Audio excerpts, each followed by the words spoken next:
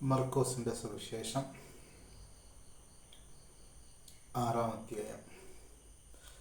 യേശു സ്വദേശത്ത് അവഗണിക്കപ്പെടുന്നു. യേശു അവിടെ നിന്നും പോയി സ്വന്തം നാട്ടിലെത്തി. ശിഷ്യന്മാർ അവനെ അനുഗമിച്ചു. സാബത്ത് ദിവസം സിനഗോഗിൽ അവൻ പഠിപ്പിക്കാൻ ആരംഭിച്ചു.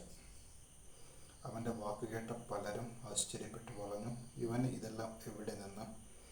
ഇവന് കിട്ടിയ ജ്ഞാനം എന്ത്? എത്ര വലിയ കാര്യങ്ങളാണ് ഇവൻ്റെ കാര്യങ്ങൾ വഴി സംഭവിക്കുന്നത്. ഇവൻ മറിയത്തിൻ്റെ മകനല്ലേ? മറിയത്തിൻ്റെ മകനും യാക്കോബ്, യോസെ, യൂദാസ്, ശിമിയോൻ എന്നിവരുടെ സഹോദരനുമായ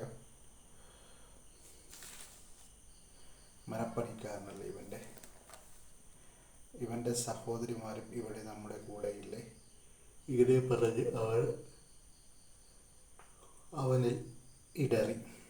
യേശു അവരോട് പറഞ്ഞു, സ്വദേശത്തും ബന്ധുജനങ്ങളുടെ ഇടയിലും സ്വഭവനത്തിലുമല്ലാതെ മറ്റെങ്ങും പ്രവാചകൻ അവമതിക്കപ്പെടുന്നില്ല. ഏതാനും രോഗികളുടെ മേൽ കൈകൾ വെച്ച് സുഖപ്പെടുത്തുവാനല്ലാതെ മറ്റത്ഭുതങ്ങളൊന്നും അവിടെ ചെയ്യാൻ അവന് സാധിച്ചില്ല. അവരുടെ വിശ്വാസരാഹിത്യത്തെക്കുറിച്ച് അവൻ വിസ്മയിച്ചു. ശിഷ്യന്മാരെ അയക്കുന്നു. അവൻ ഗ്രാമപ്രദേശങ്ങളിൽ ചുറ്റി സഞ്ചരിച്ച് പഠിപ്പിച്ചുകൊണ്ടിരുന്നു. അവൻ തൻ്റെ 12 പേരെ അടുത്ത് വിളിച്ച് രണ്ട് പേരെ വീതം അയക്കാൻ തുടങ്ങി. അശുദ്ധാത്മാക്കളുടെ മേൽ അവർക്ക് അധികാരവും കൊടുത്തു.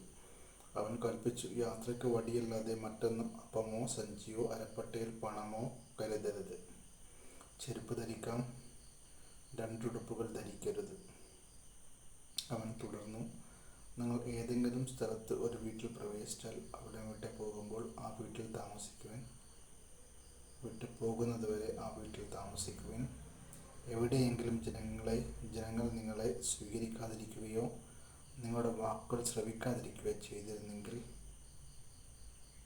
ചെയ്യാതെ അവിടെ നിന്ന് പുറപ്പെടുമ്പോൾ അവർക്ക് സാക്ഷ്യത്തിനായി നിങ്ങളുടെ കാലിലെ പൊടി തട്ടിക്കളയുവിൻ.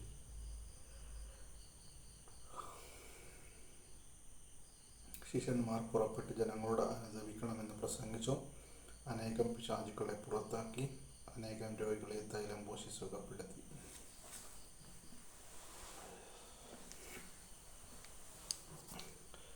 സ്നാപക യോഹന്നാന്റെ ശിരച്ഛേദം.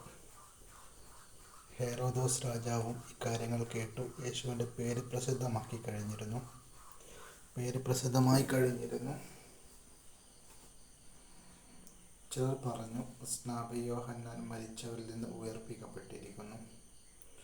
അതുകൊണ്ടാണ് അത്ഭുതകരമായ ശക്തികൾ ഇവർ പ്രവർത്തിക്കുന്നത്. മറ്റു ചിലർ പറഞ്ഞു, ഇവൻ ഏലിയാണ്. വേറെ ചിലർ പറഞ്ഞു, പ്രവാചകർ ഒരുവനെ പോലെ ഇവനും ഒരു പ്രവാചകനാണ്. എന്നാൽ ഇതെല്ലാം കേട്ടപ്പോൾ ഹെരോദോസ് പ്രസ്താവിച്ചു, ഞാൻ ശിരച്ഛേദനം ചെയ്ത യോഹന്നാൻ ഉയർപ്പിക്കപ്പെട്ടിരിക്കുന്നു. ഹെരോദോസ് ആളയച്ച് യോഹന്നാനെ പിടിപ്പിക്കുകയും കാരാഗൃഹത്തിൽ ബന്ധിക്കുകയും ചെയ്തിരുന്നു. സ്വന്തം സഹോദരനായ ഫിലിപ്പോസിൻ്റെ ഭാര്യ ഹെരോദിയ നിമിത്തമാണ് അവൻ ഇങ്ങനെ ചെയ്തത്. അവൻ അവളെ വിവാഹം ചെയ്തിരുന്നു. യോഹന്നാൻ ഹെരോദോസിനോട് പറഞ്ഞു, സഹോദരൻ്റെ ഭാര്യയെ നീ സ്വന്തമാക്കുന്നത് നിഷിദ്ധമാണ്. തന്മൂലം ഹെരോദിയയ്ക്ക് യോഹന്നാന് വിരോധം തോന്നി. അവനെ വധിക്കാൻ അവൾ ആഗ്രഹിച്ചു. എന്നാൽ അവൾക്ക് സാധിച്ചില്ല. എന്തെന്നാൽ യോഹന്നാൻ നീതിമാനും വിശുദ്ധനുമാണെന്ന് അറിഞ്ഞിരുന്നതുകൊണ്ട് ഹെരോദോസ് അവനെ ഭയപ്പെട്ടു സംരക്ഷണം നൽകി പോന്നു. അവൻ്റെ വാക്കുകൾ അവനെ അസ്വസ്ഥനാക്കിയിരുന്നെങ്കിലും അവൻ പറയുന്നതെല്ലാം സന്തോഷത്തോടെ കേൾക്കുമായിരുന്നു. ഹെരോദോസ് തൻ്റെ ജന്മദിനത്തിൽ രാജസേവകന്മാർക്കും സഹസ്രാധിപന്മാർക്കും ഗലീലയിലെ പ്രമാണികൾക്കും വിരുന്ന് നൽകിയപ്പോൾ ഹെരോദിയയ്ക്ക് അനുകൂലമായ ഒരു അവസരം വന്നു ചേർന്നു. അവളുടെ മകൾ വന്ന് നൃത്തം ചെയ്ത് ഹെരോദോസിനെയും അതിഥികളെയും പ്രീതിപ്പെടുത്തി. രാജാവ് പെൺകുട്ടിയോട് പറഞ്ഞു, നീ ആഗ്രഹിക്കുന്നതെന്തും ചോദിച്ചു കൊള്ളുക. അത് ഞാൻ നിനക്ക് തരും. അവൻ അവളോട് ശപഥം ചെയ്തു പറഞ്ഞു, നീ എന്തു തന്നെ ചോദിച്ചാലും എൻ്റെ രാജ്യത്തിൻ്റെ പകുതി പോലും ഞാൻ നിനക്ക് തരും. അവൾ പോയി അമ്മയോട് ചോദിച്ചു, ഞാൻ എന്താണ് ആവശ്യപ്പെടേണ്ടത്? അമ്മ പറഞ്ഞു, സ്നാപക യോഹന്നാൻ്റെ ശിരസ്സ്. അവൾ ഉടനെ അകത്ത് പ്രവേശിച്ച്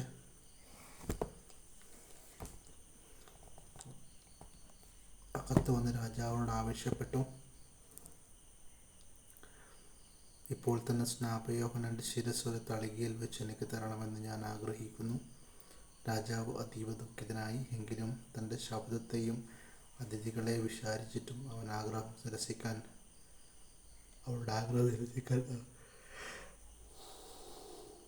അവന് തോന്നിയില്ല.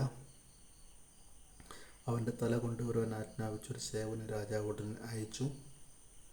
അവൻ കാരാഗൃഹത്തിൽ ചെന്ന് യോഹന്നാൻ്റെ തല വെട്ടിയെടുത്ത് അതൊരു തളികയിൽ വെച്ച് കൊണ്ടുവന്നു പെൺകുട്ടിക്ക് കൊടുത്തു. അവളത് അമ്മയെ ഏൽപ്പിച്ചു. വിവരമറിഞ്ഞ് യോഹന്നാൻ്റെ ശിഷ്യന്മാർ വന്ന് മൃതദേഹം കല്ലറയിൽ സംസ്കരിച്ചു. അപ്പം വർദ്ധിപ്പിക്കുന്നു. അപ്പോസ്തലന്മാർ യേശുവിൻ്റെ അടുത്ത് ഒരുമിച്ച് കൂടി തങ്ങൾ ചെയ്തതും പഠിപ്പിച്ചതും അറിയിച്ചു. അനേകം ആളുകൾ അവിടെ വരികയും പോവുകയും ചെയ്തിരുന്നു. ഭക്ഷണം കഴിക്കാൻ പോലും അവർക്ക് ഒഴിവ് കിട്ടിയിരുന്നില്ല. അതിനാൽ അവർ പറഞ്ഞു, നിങ്ങൾ ഒരു വിജന സ്ഥലത്തേക്ക് വരുവിൻ, അല്പം വിശ്രമിക്കാം. അവർ വഞ്ചിയിൽ കയറി ഒരു വിജന സ്ഥലത്തേക്ക് പോയി. പലരും അവരെ കാണാനും തിരിച്ചറിയുകയും ചെയ്തു. എല്ലാ പട്ടണങ്ങളിൽ നിന്നും ജനങ്ങൾ കരവഴി ഓടി അവർക്ക് മുമ്പേ അവിടെ എത്തി. അവൻ കരക്കിറങ്ങിയപ്പോൾ വലിയൊരു ജനക്കൂട്ടത്തെ കണ്ടു. അവരോട് അവന് അനുകമ്പ തോന്നി, കാരണം അവർ ഇടയനില്ലാത്ത ആട്ടിൻപറ്റം പോലെയായിരുന്നു. അവൻ അവരെ പല കാര്യങ്ങളും പഠിപ്പിക്കാൻ തുടങ്ങി. നേരം വൈകിയപ്പോൾ ശിഷ്യന്മാർ അവനെ അടുത്ത് വന്ന് പറഞ്ഞു, ഇതൊരു വിജന പ്രദേശമാണല്ലോ, സമയവും വൈകിയിരിക്കുന്നു. ചുറ്റുമുള്ള നാട്ടിൻപുറങ്ങളിലും ഗ്രാമങ്ങളിലും ചെന്ന് എന്തെങ്കിലും വാങ്ങി ഭക്ഷിക്കാൻ അവരെ പറഞ്ഞയക്കുക. അവൻ പ്രതിവചിച്ചു, നിങ്ങൾ തന്നെ അവർക്ക് ഭക്ഷിക്കാൻ കൊടുക്കുവിൻ. അവർ പറഞ്ഞു, ഞങ്ങൾ ചെന്ന് 200 ദിനാറിക്ക് അപ്പം വാങ്ങിക്കൊണ്ടുവന്ന് അവർക്ക് ഭക്ഷിക്കാൻ കൊടുക്കട്ടെയോ?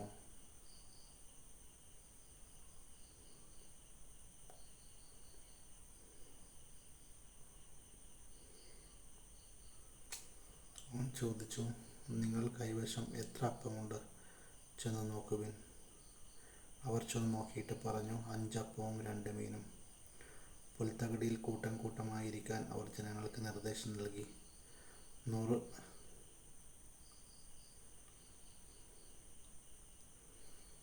50ഉം വീതമുള്ള കൂട്ടങ്ങളായി അവർ ഇരുന്നു. അവൻ 5 അപ്പവും 2 മീനും എടുത്ത് സ്വർഗത്തിലേക്ക് നോക്കി കൃതജ്ഞതാ സ്തോത്രം ചെയ്ത അപ്പം മുറിച്ച്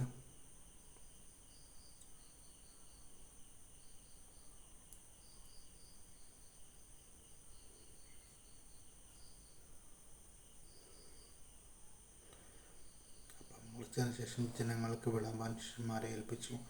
ആ 2 മീനും അവൻ എല്ലാവർക്കുമായി വിഭജിച്ചു. എല്ലാവരും ഭക്ഷിച്ച് തൃപ്തരായി. ബാക്കി വന്ന അപ്പക്കഷണങ്ങൾ മീനും 12 കൂട്ട് നിറയെ അവർ ശേഖരിച്ചു. അപ്പം ഭക്ഷിച്ചവർ 5000 പുരുഷന്മാരായിരുന്നു. യേശു വെള്ളത്തിന് മീതെ നടക്കുന്നു. ഞാൻ ജനത്തെ പിരിച്ചുവിടുമ്പോഴേക്കും വഞ്ചിയിൽ കയറി തനിക്ക് മുമ്പേ മറുകരയ്ക്കുള്ള ബെത്സയിദയിലേക്ക് പോകാൻ അവൻ ശിഷ്യന്മാരെ നിർബന്ധിച്ചു. ആളുകളോട് യാത്ര പറഞ്ഞ ശേഷം അവൻ പ്രാർത്ഥിക്കാൻ മലയിലേക്ക് പോയി.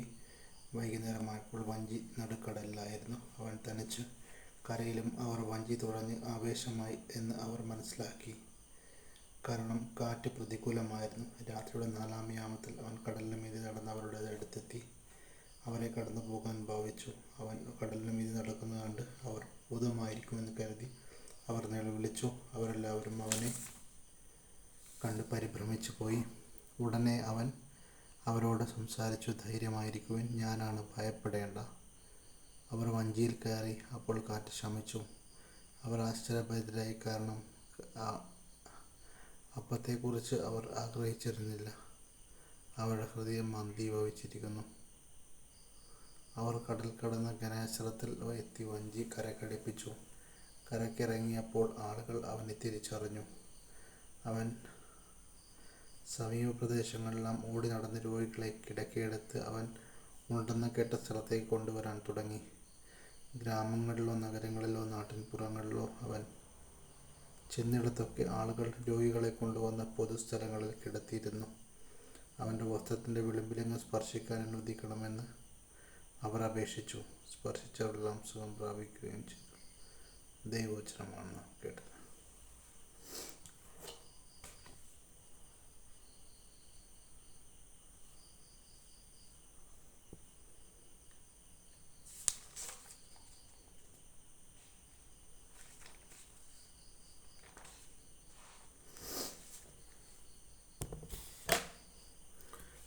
ദൈവവചനമാണ് നാം കേട്ടത്. നമുക്ക് ദൈവത്തെ